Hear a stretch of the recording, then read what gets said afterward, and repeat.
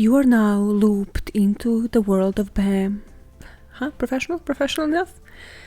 I came a long way 2 weeks ago. I was singing Who Let the Tits Out. This week, look at this. It can almost be a thing. It can almost be a good intro. Hi, I'm Maya and I'm most definitely not a professional human being. Welcome to this podcast. It's called By All Means Necessary. And life, what is life right now? Are we out of lockdown? Are we in lockdown? The fuck do I know? I'm not WHO. I'm very knowledgeable about today's topic though, because boy, you are in for a long one. I can tell you that already. Don't drop this. Don't just stop listening now because I said that. Don't do it. Stick with me. It's a long but worth your while, okay? It's such a fucking amazing story. I don't know if I told you about this, by the way. I kind of lost my plot about what I tell you on this podcast and what I share with you. But I am listening to the audiobook, well, among others, of Sherlock Holmes. So like, read by Stephen Fry. So all of the compilations, all of the stories, and like sometimes, I get kind of my blood boiling because of how sexist Sherlock Holmes was at times. Or just those deductions, there's this one where it's like, oh, a hat of a man was dusty, and then he just, makes those like bullshit deductions that nobody else understands. And he just told this freaking client that, oh, the woman stopped loving him, and everybody's like, the fuck? Like, how could you deduct that? It's like, oh, well, the hat was dusty, so the woman who lets the guy get out of the house all dusty, it must mean that she doesn't love him. Okay, chill, okay, Sherlock? Chill. Had too much coke for one day. The fact that everybody neglects. So, coke addict. We all read and love stories by a freaking coke addict. So yeah, I just had to relieve that of my soul, it's a great piece of work. Arthur Conan Doyle, one of the most epic writers, although he was Looney Tunes himself. I covered him a bit on Agatha Christie disappearance story, it's one of the episodes that I named Find Someone You Can Use. It's very easy to find, just scroll down the library. But yeah, they can be so fucking sexist, or it's just the visions that they had for women back then. Or I'm also, because as I told you, I'm listening to Phoebe Reads a Mystery, so she is reading another Agatha book, and it's Murder on the Links. I listened to the book already, but again, that book has this idea where a woman could not be into true crime, and the man is just like, oh, well, yeah, I'm a man, I can be into this, and the woman is like, so what, because I'm a woman, you need to have these archaic opinions of me. So, yeah, guess what, people in the early 1900s were fucking sexist, okay? I just had to get that off my chest. Today's story is nothing about that, it's yet another scam. What you probably know about this story is that it's a festival that never happened. That people bought the tickets, appeared there, that they were scammed out of it, that Ja Rule promoted it, and that they never got the refund, basically. But this story is so much more. Also, out of everything that I have researched, just because this is the basic knowledge that I had when I was going into it as well, probably one of the most interesting things to research. Expect comparisons between this and customer service jobs and any other startup that I have worked for, just because this is why it's the most fascinating research for me, because I can relate to it so much, because I worked for places with this kind of ideology and this kind of mentality of the CEO, and maybe still work for a couple. So I felt like I felt so many things in this story on my skin. So I'm gonna paint this shit for you, okay? You're gonna be there. You're gonna be in fucking Bahamas. Let's dive the fuck in. In 2017, over 5,000 tickets sold from $500 to $12,000 to the festival goers to get to go to the island in Bahamas, only to find out that the festival isn't taking place. The founder of Fyre Media, Billy McFarland, conducted one of the biggest modern-day frauds, only to leave investors, festival goers, his company employees, and Bahamian workers scammed out of more than $126 million. We have our fraudster, we know the crime. What were his motives?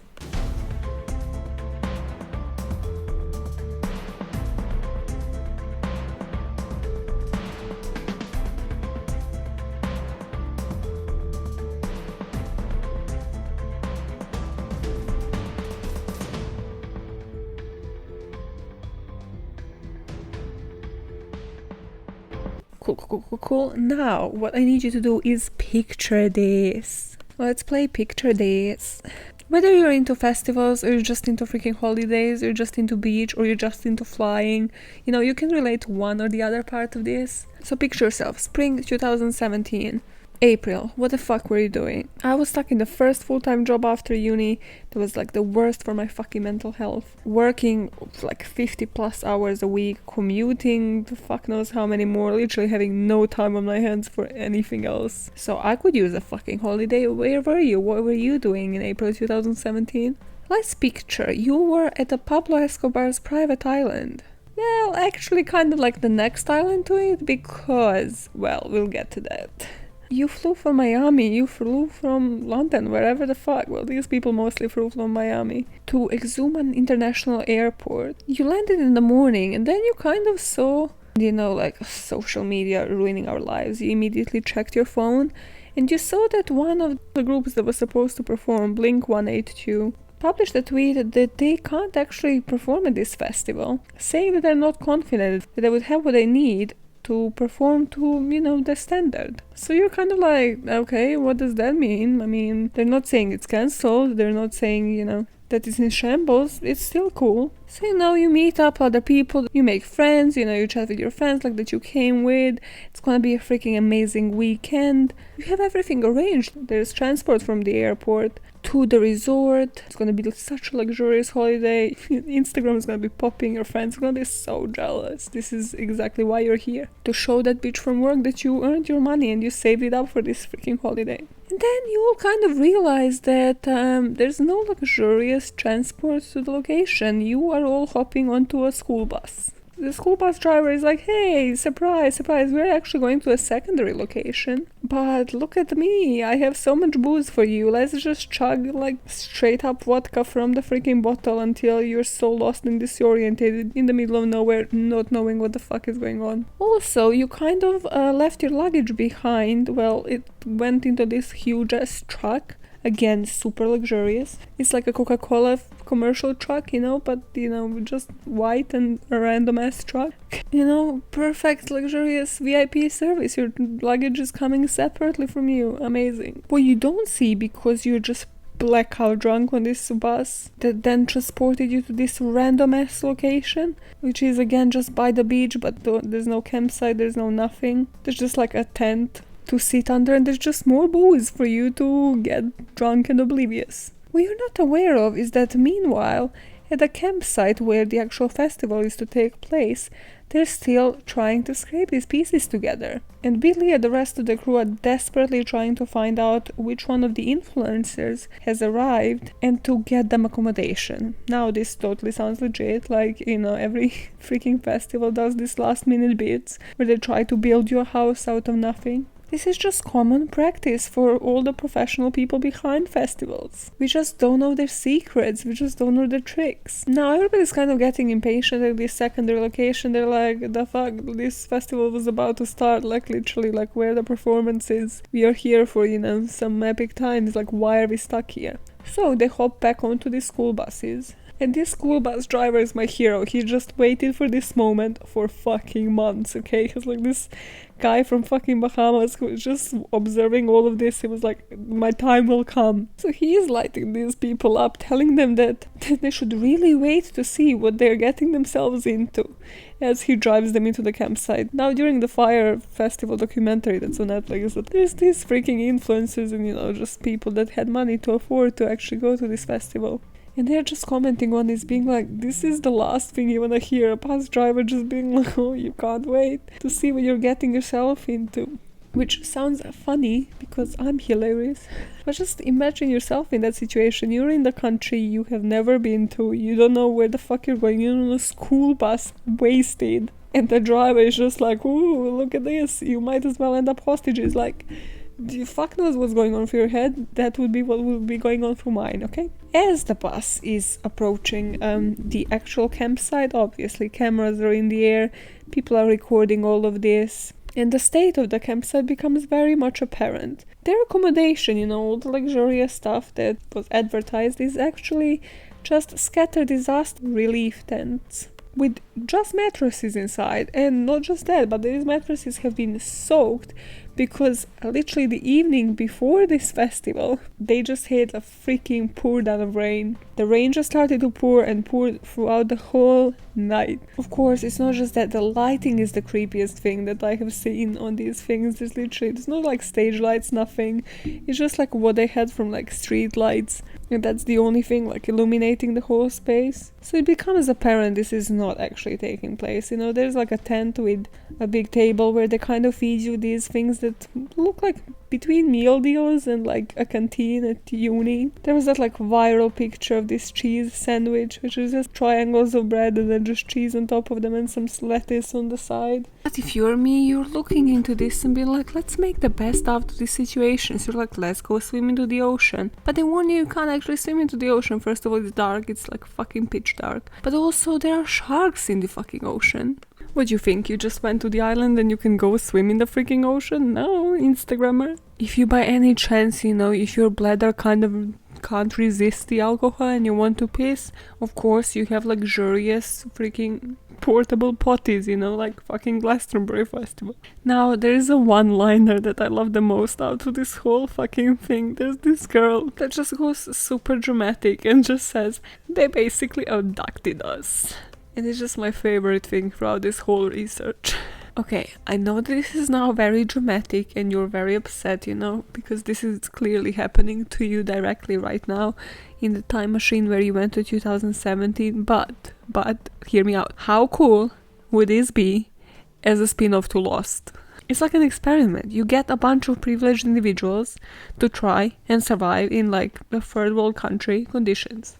It just screams of like a social experiment. Everybody failed. You'll realize throughout the story there was nothing promising them that anything has been built or sorted out for them to come into this luxurious environment that they have seen on these advertisements that have been released a couple of months before. So now most people take the option to go back to the airport. They just take these school buses and they're like, fuck this shit, I'm out of here, it's pitch dark. And at least the airport will have like lights. But a lot of them choose to participate in this experiment, and this becomes like something in between Hunger Games and Lord of the Flies. By the way, great books, trilogy and a book. Read both. Lord of the Flies, God, this is the only thing that they made me read at school that I actually fucking thoroughly enjoyed. Again, signs, red flags were everywhere that I will be really deeply, truly fucked up and into true crime. But Lord of the Flies is the shit. It's so morbid. Also, if you watch a movie, I don't know if there's a newer version, but I watched like a really old version of the movie, as well as like when reading the book, you know, I immerse myself fully. If there's a movie and it's remotely good, I'll watch it. This is, I swear it was like black and white, and it's equally eerie. I like to just picture everything and then ruin it myself by have somebody else picture it, but here it doesn't even ruin it. Also, what the fuck is up by book covers having like pictures of the actors on the front cover after the movies have been released? I'm sorry, don't destroy the fucking image that I had in the first place. Something else that nobody knew about me, I really enjoyed Nicholas Sparks' books before all of the movies were released, or any of the movies were released, and then, you know, they put like freaking Rachel Adams or whatever her name is on the cover of the Notebook or one of those books, and I was like, this is not it. I don't want to participate in this. I imagine my own fucking characters. Except for Michael B. Jordan on Just Mercy. I can accept that. I can live with that. If you're not in the batch of people that are going back and forth, you know, with this, that are on this school bus going to the airport, you are one of the people who is trying to fight for a mattress, trying to fight for like any sort of accommodation, a tent, to get some sleep overnight, and then think what the fuck you're gonna do tomorrow. And if anything, because again, this is a great idea, if anything came for free, it was alcohol, it was tequila, because yeah, you want to forget, you don't want to remember, they don't want you to remember this the next day. There's footage of people either trying to get mattresses off each other, literally fighting, because as you guessed, there's many more guests that have shown up that they had accommodation, you know, that they had mattresses. So you do the math. Some of them are throwing these mattresses in the ocean. They're like, yep, it's already wet, fuck it, let's just float on them. Some people were like making fire and trying to get themselves warm at least for the night. And if you think that that's taking the piss, people didn't just pay for like the flights and the tickets and all of these packages. No. They had bracelets. Now you're like, okay, cool, it's a cashless event. they're using, some digital bracelets to pay for food and drinks, whatever. Well, you guessed it, these bracelets didn't matter. Like the Wi-Fi connection, just the whole island barely had any freaking like internet connection. Because you're in the middle of nowhere if you really think about it. Of course, they didn't like actually have any technology to take some payments from these bracelets that they put hundreds and thousands of dollars on. There was no extra like food experiences, anything that you could top up the bracelets with. That, well, they told you to do it. So either that evening or the next morning, people literally were just at the airport. Even at the airport, they had like this traumatizing experience where basically the staff at the airport kind of locked them in because they didn't have like staff there overnight. So they kind of like locked them into this one room where there was no access to the toilet or the drinking water. So like somebody collapsed and people were just there waiting for the plane. And the flights have been postponed until 1:30 a.m. And this plane actually kind of acted like a rescue mission plane, because he would literally be packed with passengers, transport them back to Miami, and then would return from Miami straight to Bahamas for the rest of the attendees. So now you're back home, you're safe. You have like the worst hangover, but you still remember, you vividly remember the trauma, and you're like, okay, let me get my refund. What you get next day though is an email that starts with like, due to unforeseen circumstances. Now this is that moment at Friends where Joey gets like a job rejection and it starts with like unfortunately, and he just looks up and is like, what? Like, go on, read through it, let me know what it says. So the CEO of Fyre Media and the organizer of this whole festival, Billy McFarland, he actually has the audacity to go and say that this was cancelled due to the flood. He goes into the classic passing blame mode where he blames this on the island's infrastructure. Again, sociopath. He promises people he's gonna give them a full refund and a ticket to the next year's festival, where you're like, debatable. Do I wanna come to your next year's festival? Are you the one organizing it? Can we please change the organizer, please? So you read that and you're pissed off, but like, okay, cool, I'm gonna get the refund and whatever, that ticket to the festival will not return to. It's all chill. Now, what's not chill is life for the people that are still on this island, on Great Exuma. All of the contractors that were building everything, they were working 18-hour shifts a day, weren't paid, so they become kind of stalkerishly chasing everybody else involved. So they're chasing everybody either who was close to Billy himself. There is this guy. If you watch the Fyre Festival documentary, you know Andy King, who was working close to Billy. And he actually said he had to hide behind a bush for a ride to come. And then like he kind of dunked in the back seat of the car and was just like, yeah, just get me off this island, get me off into the another city. Because nobody was just safe, because everybody was after the money. They slaved themselves for like months for this. And guess what? Billy is nowhere to be found. The other co-founder of this event, Jarul, tweeted out. This is again one of the best tweets that I have read. I too was hustled, scammed, bamboozled, hoodwinked, led astray. Yet again, Jarul, like he just googled scam synonyms into Google and then just put all the scams. He was like, listen, this was definitely not a fraud. It's like when you try to complete your freaking dissertation and you just miss a couple of words that 10K, like, listen, let's just add some synonyms to this shit. As this is all over the media by now, also investors have picked up that this festival now never happened and they have invested money into it. They sue Fyre Media. He gets 6 federal and 4 individual lawsuits. It comes to light that he falsified documents showing millions in income from talent bookings, so from the bookings to perform at the festival. He falsified documents to show that he had 2.5 million in shares, and in reality it was just $15,000 in shares. So you're probably guessing, like, prison sentence is inevitable for this guy. What about the others? Well, Jarul got scot-free. None of the people promoting the event, so like all of the influencers and the models got charged. An independent contractor that worked with McFarland and had a role in this scam agreed to the deal with the SEC. So they agreed to pay $35,000 civil penalty and to a 7-year ban on him serving as the director or the officer of any public company. And I hate going back to Jarul, but this guy not just didn't get charged, but he didn't get this kind of ban either. So he actually went on to create a new company that's called Icon. It's self-described as a celebrity entertainment book and concierge service. Again, how familiar does this sound? In the way that Ja Rule describes this in an interview, he says it's very different, but it is similar. So this is not a selling point, Ja Rule. Any similarities here are not good, no good. Now my favorite character in this whole documentary is this woman from Bahamas. She's called Marianne Roll. She was a caterer. She literally fed all of these contractors there for free. Then she fed these attendees for free again. Like, he scammed her out of her life savings of like 50k. But luckily, everybody else loved her as much as I did, so she had like a GoFundMe page, and people have actually managed to raise like over 100k to pay her back. But I mean, how frightening it is, because like then everybody's chasing everybody who was involved, so like she has been chased by the contractors or by anybody else for them to get anything out of it. Because, you know, when the employees from Fyre Media skedaddled, when Billy's nowhere to be found, of course, you're gonna chase anybody you know that was involved. So we move to court, and McFarland obviously pleads guilty, you know, he knows he's guilty. But he goes out on bail. Who the fuck posts bail for these people? Because he's literally broke bankrupt. Like, how does he have money to post bail? Anyways, he does. And this is yet again such a fucking fascinating story of what he does while he's on bail, which is literally yet another private jet flight risk. He starts a new company.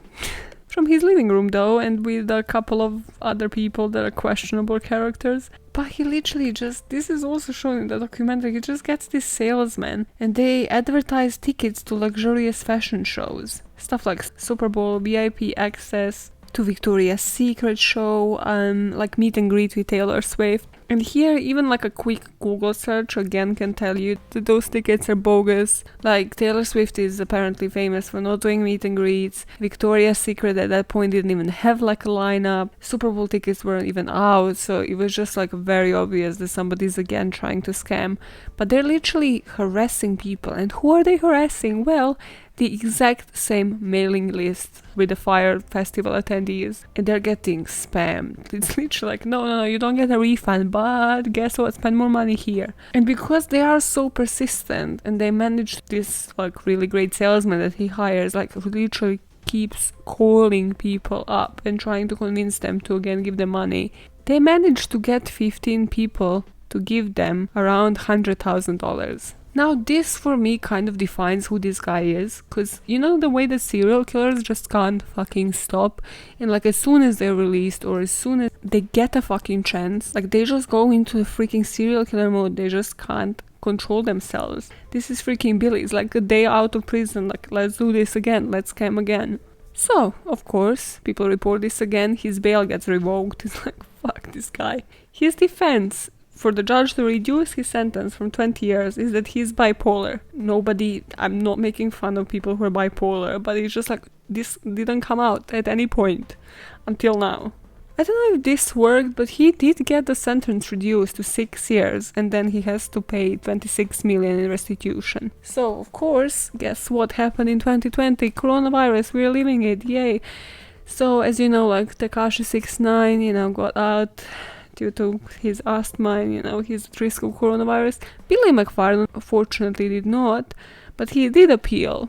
And it's kind of speculated whether he was rejected just because some people said, like, no today, Satan, or because they actually found a pen with a USB recording device inside and he just denied knowing about it. But like clearly somebody smuggled him like freaking USB for some reason in prison. Again, what does he want to do? What does this USB contain? Does he want to scam from prison? Well, the prosecutors say that he actually brought this recording device, so USB recording device, into jail because he's motivated by his desire to write a self-reflection book. There's no self-reflection, you just want to profit out of this even more somehow. Go self-reflect by actually figuring out how you're gonna pay people in restitution, because you have 26 million to pay people in.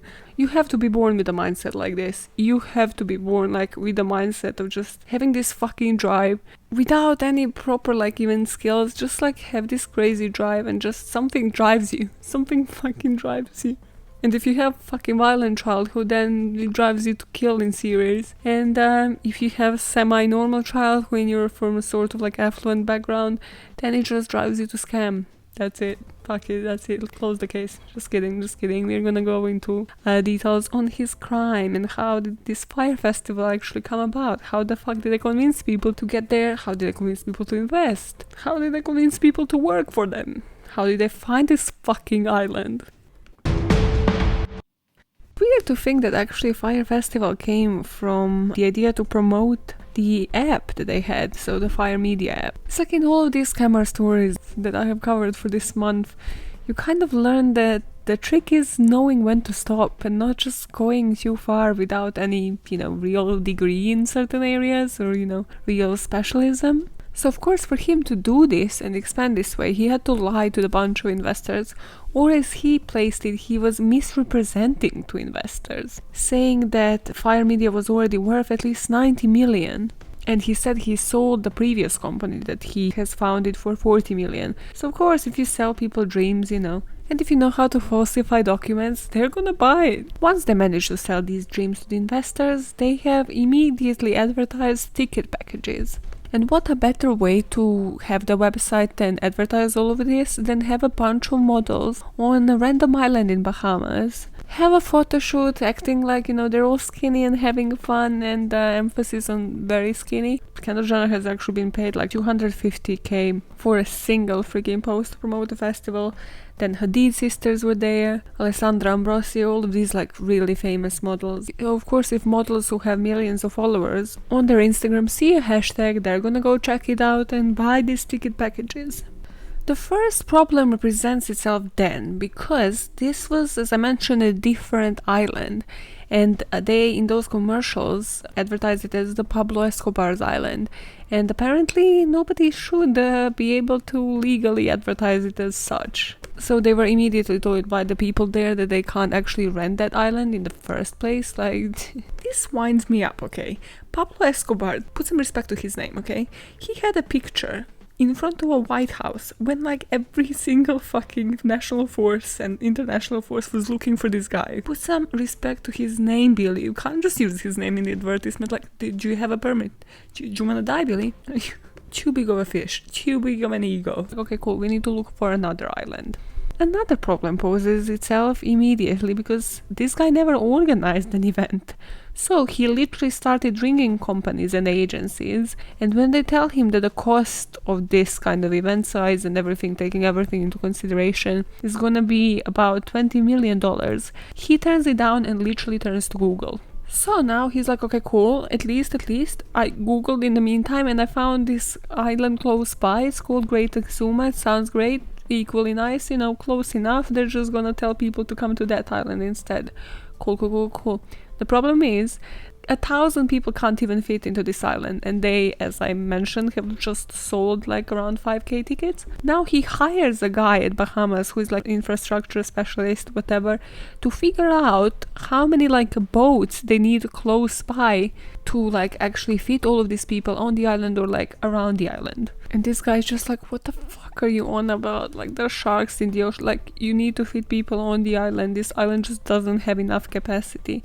Also, he tries to actually stay in this kind of situation that they have described on the website, so in one of those tents, but he literally said like it was hell due to mosquitoes, like lack of air conditioning, was extremely humid, extremely hot, and he just advises the fire board and like everybody against those tents. And of course, as soon as he did that, he wasn't part of this project any longer. And as we are going to see Billy say a couple of times, this is when he told the guy, we're not a problem-focused group, we are the solutions-orientated group. Okay, bullshit. Classic sociopath CEO bullshit. I worked on this, oh god, this is such a like, this is the company I didn't even have on my CV, okay? I worked with like a bunch of people who were like, yeah, oh, we are influencers, we're all this great. Basically, I use their app. It's like one of those takeaway coffee app. Put like a Twitter post or whatever, and then we got in touch. I was like, yeah, I wouldn't mind like interning, doing a couple of hours a week. Little did I know what the fuck I was getting myself into. It was just a bunch of freaking people that thought like they were too good, that thought they were like the shit, and they were all friends. Don't start out with like a bunch of your best, closest friends. You're just gonna feed each other's egos and not actually get any shit done. I immediately like saw through it. I was like, this company just isn't as great. Mostly because I see flaws in every fucking company I work for, but I was like, this company is not gonna survive. It just doesn't make sense. And I suck at math, and I see that it's just not going well. And it's that kind of environment where they, send you motivational quotes in the morning, and, they're like, oh yeah, we are the solutions orientated. I'm like, but what does that really mean? Like, on paper, like, how are we gonna fix this? How are we gonna get, like, these glitches out of this fucking app so it's actually usable? Oh, you don't know. Oh, you don't have the money for it. But then how? The fuck? Also, that same place shared this exact same attitude that Billy and Josh shared. Because they were like, oh yeah, we're mixing tech talent and hip-hop. Our glowing bios work for ourselves. I'm like, no, you actually need to prove that you can organize this. Like, you never organized a fucking event before. I was super chill and relaxed when I wrote this script. Look at this script. The CEO is renowned for sitting on the tallest toilet throne. I can sell toilet paper to those that just used it. I have years of experience working with other shitters, creating the community of people who take the best dumps in town.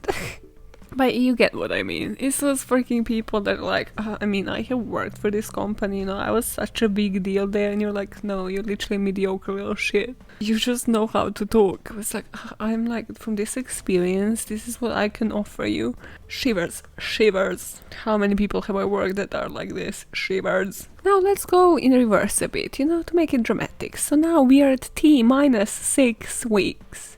This is the moment where I would be like, okay, Billy, you had a choice here. Had you made a correct choice, I would actually maybe even say that I would have a respect. If I was an attendee, receiving an email being like, so sorry guys, we couldn't actually deliver, we are postponing this festival, whatever.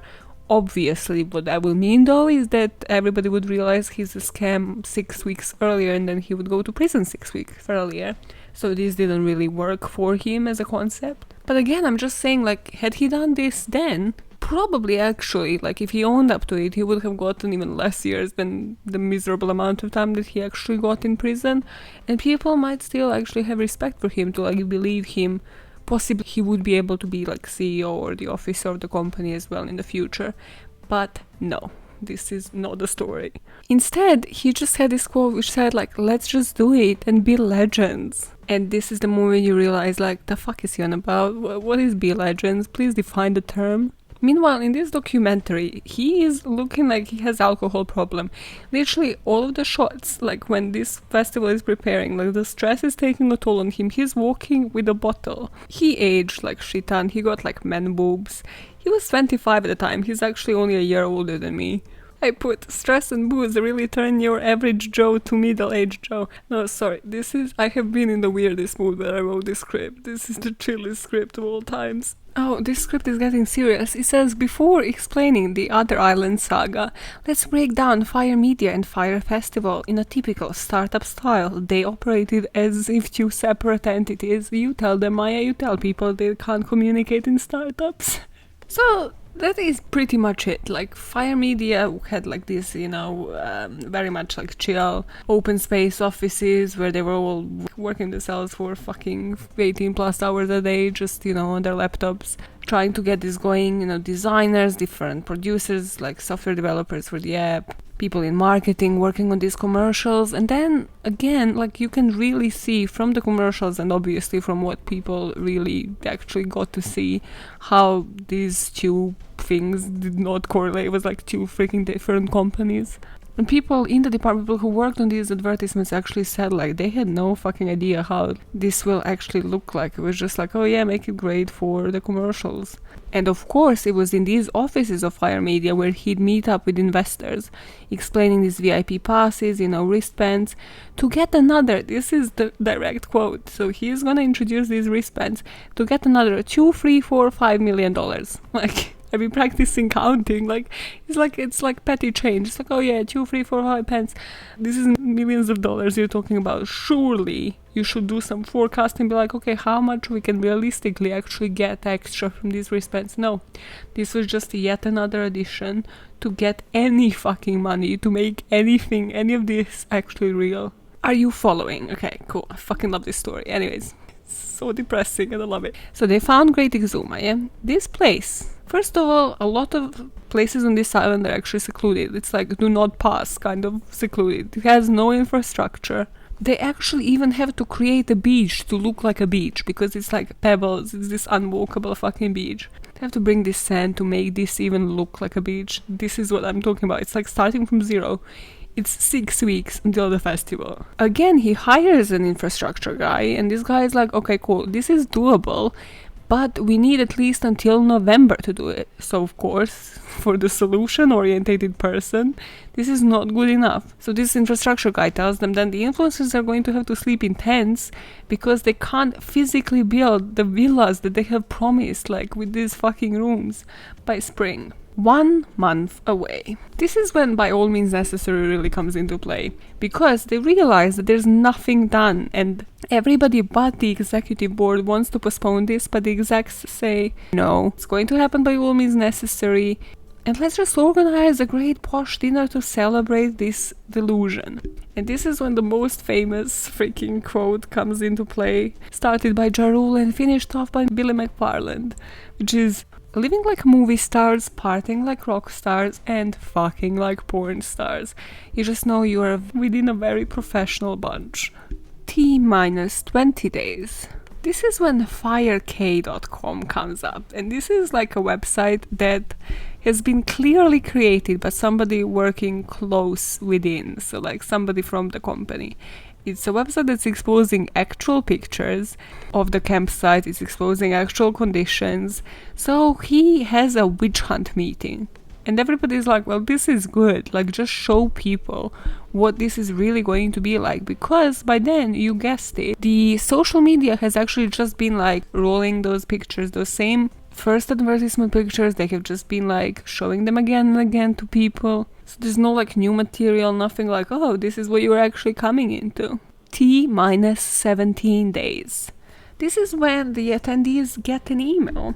And now they realize that they don't have just to pay for the ticket and the package that they have chosen. They have to load some money onto the wristband. And not just that, but it's like that kind of antagonizing tone of voice, which is like, hey, there are wireless issues, on the island, like, this is a cash-free event, like, you need to load the money. And usually, our customers load between, like, start from, I don't know, $3,000.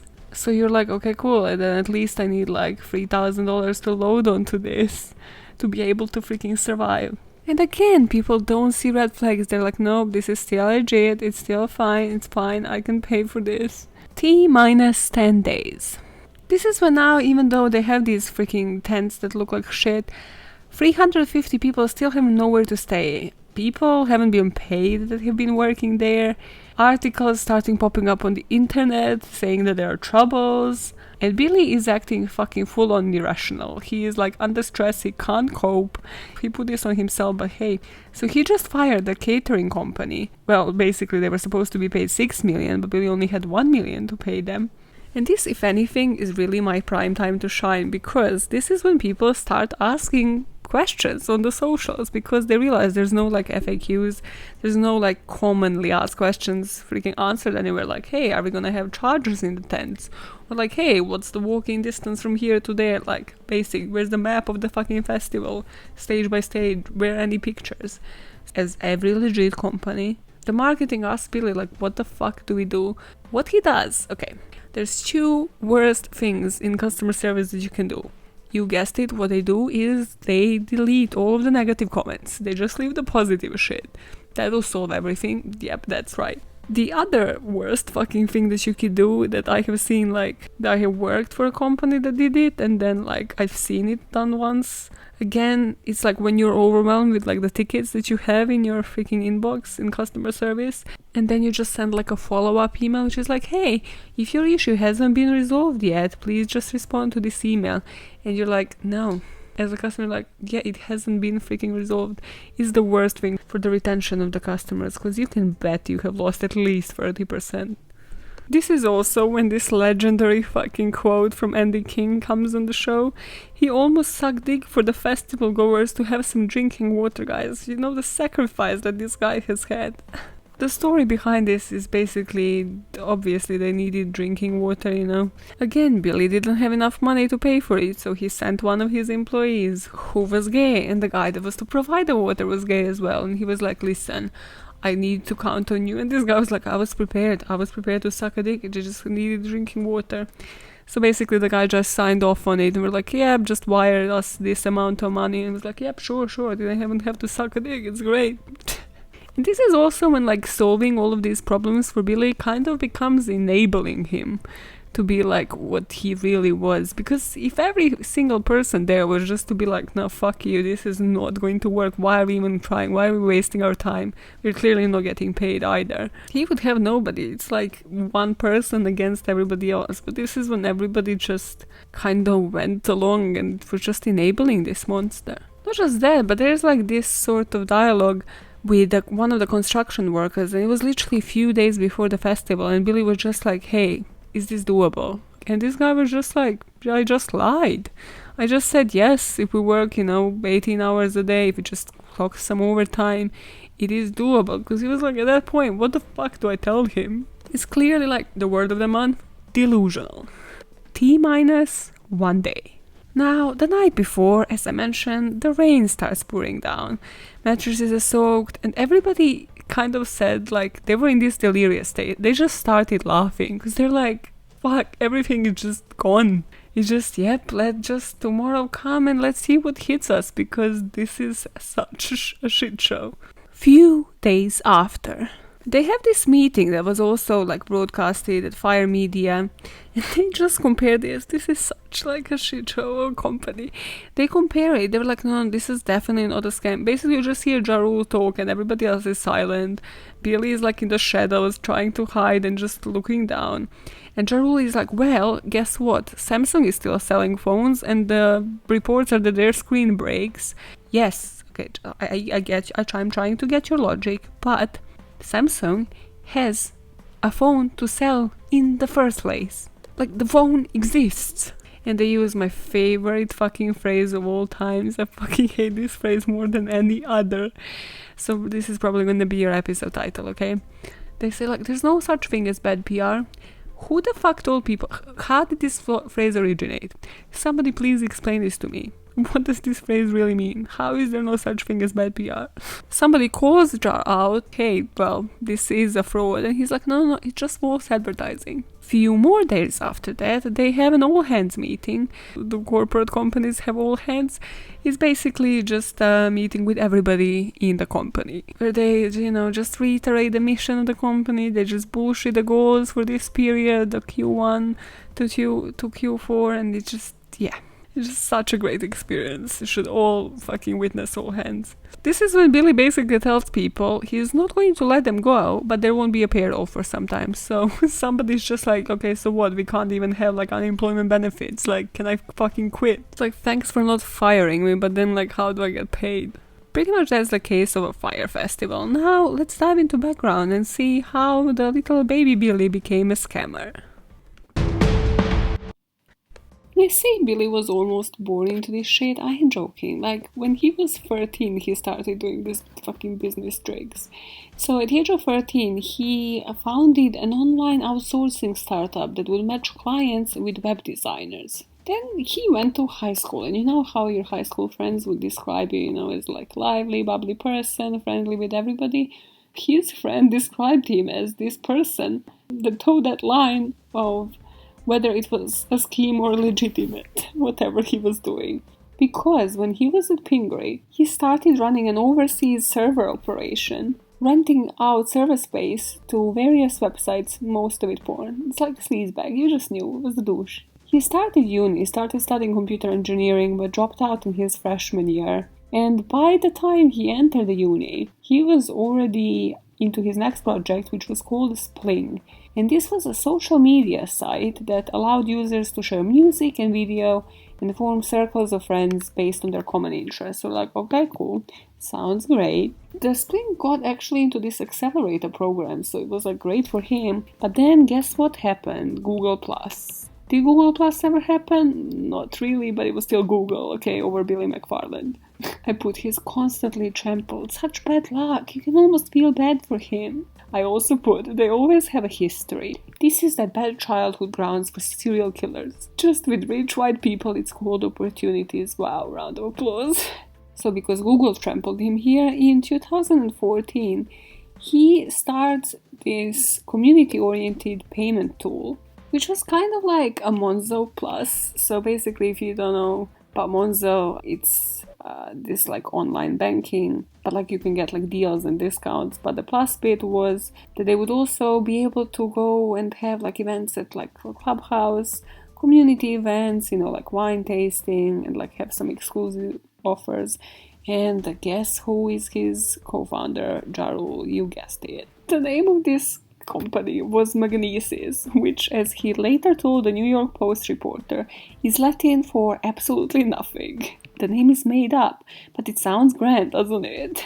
Now, of course, people called it out that it sounds like a brand of condoms. And not just like any brand of condoms, okay, Maya would add. It sounds like that brand that you would purchase, to like, as a code word, to hide that you have like a small ween. If you're at a shop counter and you're like flirting with a girl behind you because you're not a gentleman enough to let her pass, but you can flirt with her and like, pack of magnesis, please. The girl just immediately knows like, you're covering up the fact that you have a small penis, and she's just like, bye. So how did this Magnesis make business? Well, he would basically, again, extortion them. They would pay $250 a year for basically absolutely nothing, for like appearances and to have like a cool black metal card, because you guessed it, there were no fucking events. In the end, he just had to cancel a bunch of them. Sorry guys, a pattern. This next bit though reminds me so much of the interviews at one of my companies. I wouldn't advise you looking me up on LinkedIn, but if you do and if you look up the companies, check out the one with the lowest Glassdoor review, and that's the one. So to get the card, you would need to have an interview. Then they would go do a Google check on you, and then you would have an interview with like a clubhouse with them, and obviously, after the meeting they would decide like, oh, are you cool, and how loaded you are at the same time. So like my previous company used to do these wash-ups, which sounds dirty, doesn't it? And that is because it was very dirty. So God forbid you would apply internally, because they would immediately, the interview be all nice, and then at the wash-up they would just discuss between each other, like, do you have any friends on the team? Do you socialize with your friends outside the work? Do you go on holidays with them? And if you don't, you're not getting their job. So of course the people he chose for this card were the douchiest of the douche. The influencers, people with income of like 75k and above. And obviously the red flags were all throughout again, because all of the events, all of the trips would get cancelled. And they would be like, I'm so sorry, we'll organize something again. And you're like, but what am I paying for? It's like his motto of like any interaction with Billy McFarland, but what am I paying for? Now I found this like 2 fun rapid fire facts. Well, one is more fun than the other, really. Remember when I did that rapid fire facts? Remember that? Good times. So remember Anna Delvey? Well, she crossed paths with Billy McFarland because she apparently stayed at his Soho studio for months after asking to stay only for a few days. Just imagine the 2 of them would make such a great couple. They just saw eye to eye. Like, just imagine the 2 of them uniting to scam people. That would be scary as fuck, though. The second rapid fire fact is that he actually managed to profit from the documentaries. Like, how? Isn't there the son of Sam Lowe? What the fuck? So Hulu actually paid him during the documentary for an interview with the founder of Jerry Media, the fuck Jerry Instagram account. I had a life and how everything collides. The circle just closes in. So Hulu paid him for an interview, and then he was paid for that whole Netflix documentary, for them to be able to actually record him and follow him around. This is probably how he fucking paid bail. Now, what the fuck motivated this guy? What were his motives? Okay, I think we can agree on one thing. We might think different things, whether he's sociopath, CEO, psychopath, whatever. But this guy is a freaking narcissist. And he just thinks that the rules don't apply to him. This whole time he was justifying anything because of his superiority, because of his importance, because of his business and his background and what he used to do in the past, or just because of desire to succeed. Yeah, let's be legends, guys. I think that's what separates him from the rest of the scammers that I covered. I mean, like, if you think of Elizabeth Holmes, I always go back to her, but I can't cover her to do it as much justice. There's the dropout, they have covered the best, okay? But, like, unlike Holmes, like, Elizabeth Holmes with Theranos might have actually fought, you know, she's saving the world, she was revolutionizing the world, whatever. Billy McFarland was there just for the money. He was just motivated by fucking money and how great he's gonna look, and wanted to profit just by himself without paying anybody else, ever. He never, like, cared about the consequences if he didn't deliver. But let me know if you don't share that opinion. Let me know if you think he is a sociopath or a psychopath or whatever the fuck. Yeah, let's diagnose this guy. He didn't have a degree to, like, cause a Fyre festival. Look at the problems he got into. Let's not diagnose this guy, okay? Let's not be on the same level as him. As I was editing this episode yesterday, I kind of felt like I was missing on something in the comparisons between the management of Fyre Media and then the management of the company that I said I interned for, because that was years ago, okay, and it was only for a few months. So, of course, I went down the rabbit hole of Googling the people that I work for. So I felt like I missed out on something, because obviously the feeling is luckily gone, because it's been years.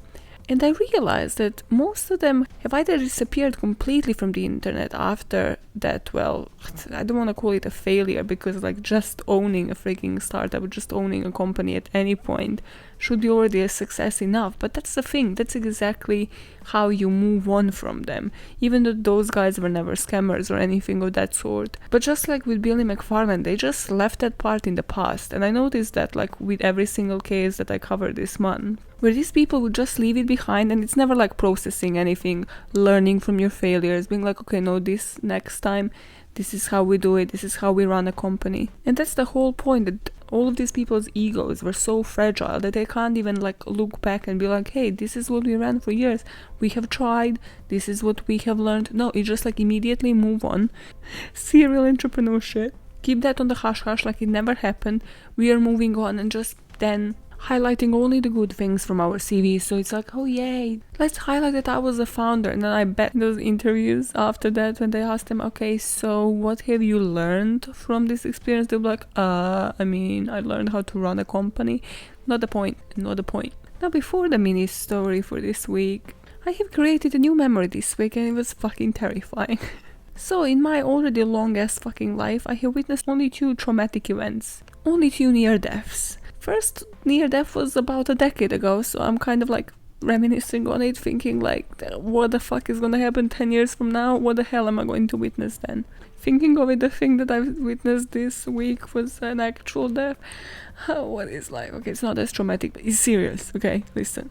This thing from 10 years ago was in Oxford, so I was just like sitting, sipping on a coffee, you know, obviously facing the actual thing, because why not? It's not like it's gonna replay in my head forever and ever, and I'm gonna be scarred for life, and the other person is just gonna be like, what happened? So I witnessed this bike accident where the car was just like turning around, and the bike hit it. The cyclist actually flew up in the air over the car, hit the ground with his head, like there was blood gushing everywhere. Yep.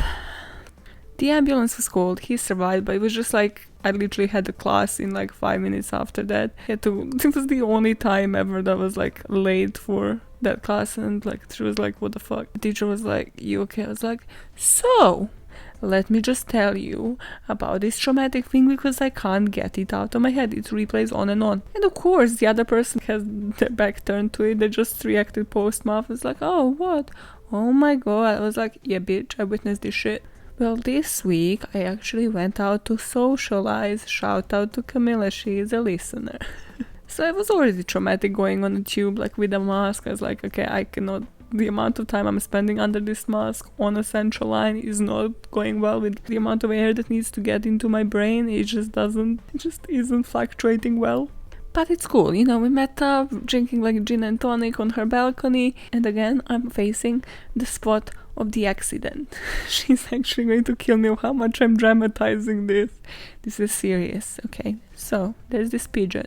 And pigeons apparently are kind of really dumb and can't see through glass, or don't realize that there is like a window there standing. So this pigeon with like full force slammed into this window, and then fell onto this glass roof of the house next door. And I just witnessed it all. I was like, okay, this ain't good. Then he kind of like, he literally stood up, and I was like, okay, cool. He survived. He's good. And then he collapsed. And we were both like, okay, this is fucked up. Yes, let's just have a few seconds of silence for this dead pigeon. We actually put him on the ground, like on Camilla's balcony, and before that it might just fly away in the morning and everything might be okay. That did not happen. This is my new memory. Yay! Few seconds of silence for a dead pigeon, please. Mini story of the week. Let's do this. Guys, I did not forget that I'm ruining your childhood dreams. I did not forget about spoiling fairy tales, but trust me, the story that I'm going rogue with next week needs it more than this week's one, okay? The story I'm bringing you next week is hard, it's tough. So, this week we are doing another boogeyman. This is super fucking interesting. It's like when people convert like a boogeyman into sort of like a mascot of a country, and they do festivals, it's in museums, it's like it becomes really important part of their culture. And I was like, this is how it's done. Yes, Japan. We are talking about Namahage. Or as I feel when British people would see this word, they would be like, Namahage. And no, you're wrong. Having British people in a Spanish class was still one of the most scarring things in my fucking life. Just listening to British people pronounce things in my Spanish class, every part of my body was like, no, why do you not pronounce things the way they're read? And the teachers would be like encouraging them, like, oh my god, this is great, Namahage, yes. No bitch, pronounce it how it's read, Namahage, Japanese people know how to do it. It's not that hard. Fuck's sake. Also, while we are at it, explain to me why is wound pronounced wound and hound is pronounced hound when they're technically spelled the exact same way. What is the logic, British people? So, Namahage originated in the northern city of Oga, and it's an ogre-like demon typically used to frighten lazy and badly behaved children into getting their act together. You know, it's a copy-paste because it says getting their act together. Also, this is an expression that they like taught me in like probably primary school and shit, and I have never ever heard people say it here. What you hear people say is like, get your shit together, okay? It's never like a polite version of that expression. But also, when I was researching this, it's so fucking typically Japanese. It's just the way it originates. It originates typically from that Japanese culture of like hardworking, do like 50-hour days. There's no excuse, you can't work from home, go like fucking to the office even during coronavirus time. It's just like, what the fuck? This mentality is like so, so distant from me. I've also heard that basically, like, which would be hell on a totally different level, because I already hate commuting. During rush hours in Japan, basically there is a person designated to push you into the freaking metro if you can't even fit. So like to maximize the space, which just imagine, there's no breathing space. You just literally like fucking sardines. I don't know, does the metro operate differently than it does in London?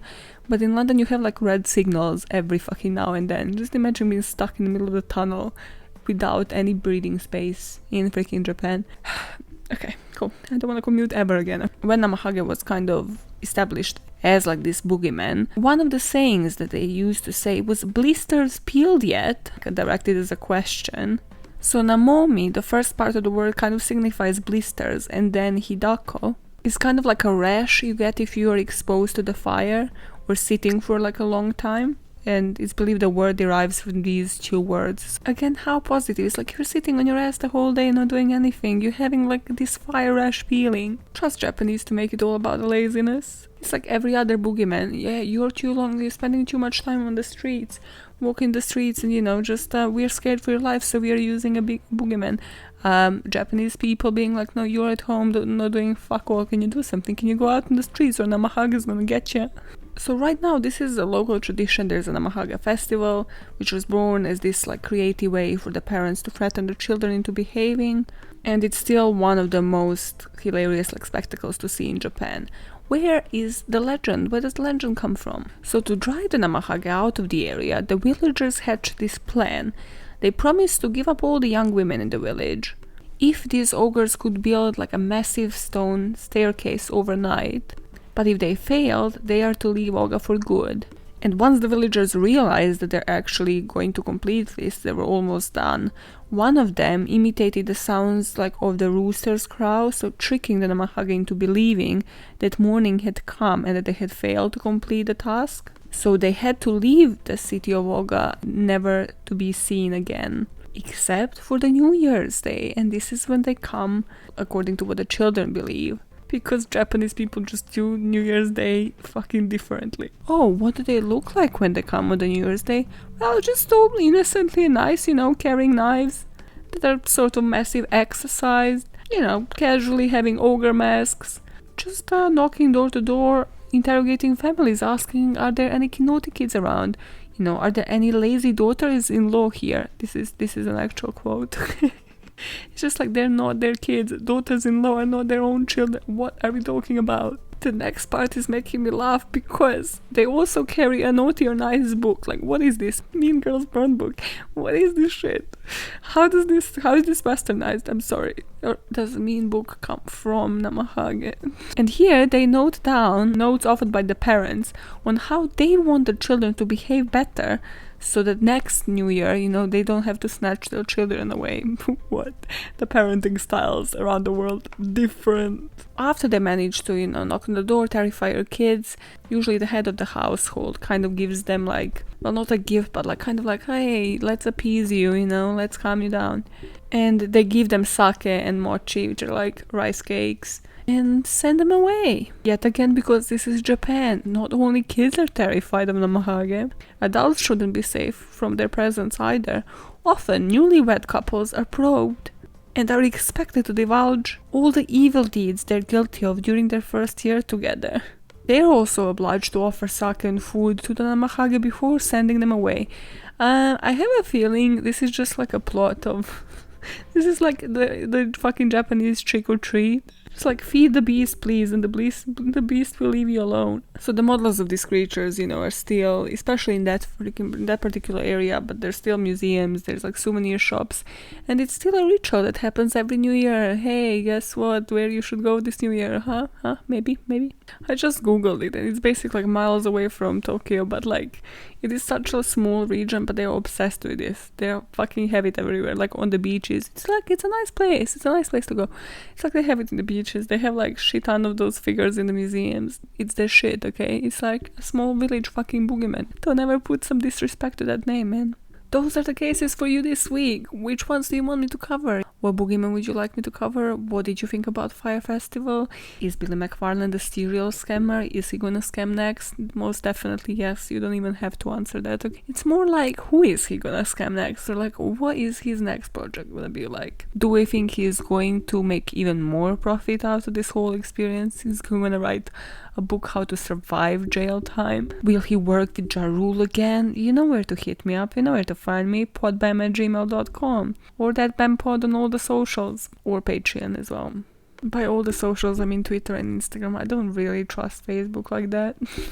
Speaking of things not trusting people, you're going to your next Zoom call with your lovely colleagues that you love and respect. This week, you know how people always ask you what is the worst piece of advice that you have ever received? This week, go into that fucking meeting and before anybody even starts chatting goals for this week, sorry, let's just have an interlude here. What is the worst advice that you have given yourself? Personally, I have been thinking about this the whole week, and it's much harder to answer that type of question. If you tell me what's the worst advice you have been given, I can talk for hours. I can be like, you need to wear a bra, you need to look more presentable in public, you need to write nicer and neatly. Who the fuck cares? You need to be more professional. You can't just swear in public, you can't, you need to professionalize yourself, please. Just convert yourself into something you're completely not. And I'm just nodding it just evaporates from my head, and I just move on with my life like nothing ever happened. Or usually, as I mentioned on this pod, the advice that people give me is yeah, read this book, it will change your life. Really though? I've read The Alchemist. Has my life changed? Has everything conspired to, make this podcast work and make it number one on the charts? I don't think so. Coelho. Please, can you elaborate more on that? But if you ask me to think what is the worst advice that I have personally given, it would probably be to give people chances to like prove themselves and be like, yeah, you know, just based on the first experiences when people meet, I'm like, yeah, don't trust first experiences fully, which, okay, don't trust them fully, but don't just neglect the whole fucking first experience. If your gut feeling screams like they're a freak, they're probably a freak. Also, the one that I have said on this podcast like multiple times, that you should definitely judge a person and stop being friends with them if they recommend you a shitty book or a shitty movie. Maybe that's an exaggeration, you know, leave it a couple of books or a couple of movies and then judge their character. Then maybe it was just a mishap, maybe they just felt it on the moment, maybe they were on their period. They had their period brain while they read that book. So yes, you this week, my man. Why do I say this shit? Think about what is the worst advice you have ever given to anybody. Best advice I have given to people? Easy. I do it every single week for 25 episodes now. You know where this is going. You know what the best advice is. Keep making the world a better place, one motive at a time. Bye, fuckers.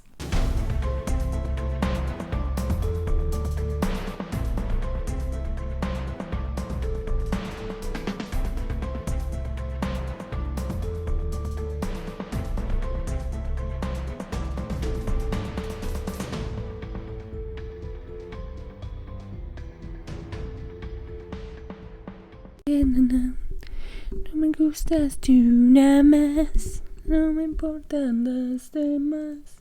Una vaina no. Yes, Zuna, give it to the people. Do we hear each other? Is this okay? Let me see. Yeah, we good? No? Silent? Too silent. I think this is too silent. Okay, microphone, what do I need to do to you? Why are you silent? Why are you silent, microphone? Why are you silent? God, I lost it. Okay, hello. Testicles. Testicle.